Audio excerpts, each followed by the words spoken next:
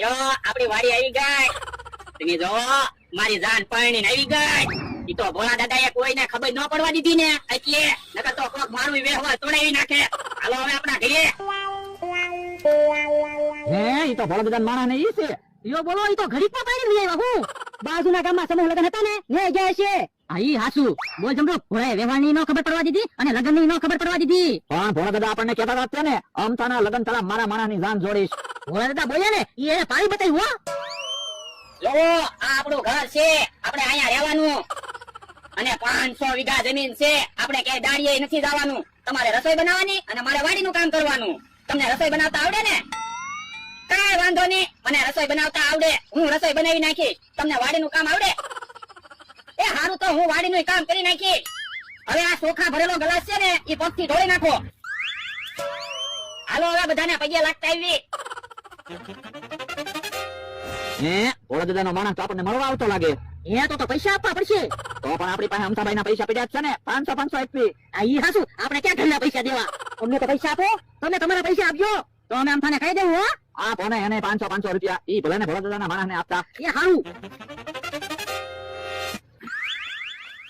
એ બધા અહીંયા જ છે ને? લે બોલ, તું પાણીને વેરો, અમને ખબર ન પડવા દીધી. પણ મને ખબર નહોતી. મને આજ સવારમાં ખબર પડી કે આજ મારા લગ્ન છે. ભોળા દાદાએ તો અમને ન કીધું, પણ ત્યાંય ન કીધું. પણ બકુલભાઈ, મેં મારા ગામડે કોઈને નથી કીધું. લગ્ન તે ક્યાં તાત્કાલિક ગોઠવાના ને? તો હવે ઈ તો કે ક્યાં ગામ લગ્ન કર્યા?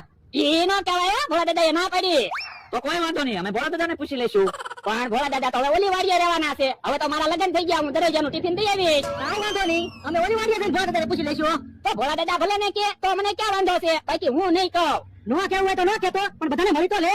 એ હાસુ, આ કેહા કાકા જમરૂ કાકા છે, એ વડીલ કહેવાય, એને પગે લાગવાનું હોય. યો જમરૂ કાકા પગે લાગો. સુખી થાવ.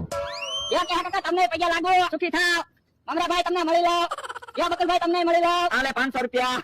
અને અમથાભાઈ ક્યાં છે? એને મળતો જાવ ને. ટીકમ રિહાડો ને, કામથાભાઈ ટીકમને મનાવે છે. અરે એના તરફથી 500 રૂપિયા. એ હારો, હાલો આપણી વાડીએ વ્યા દેવી હવે.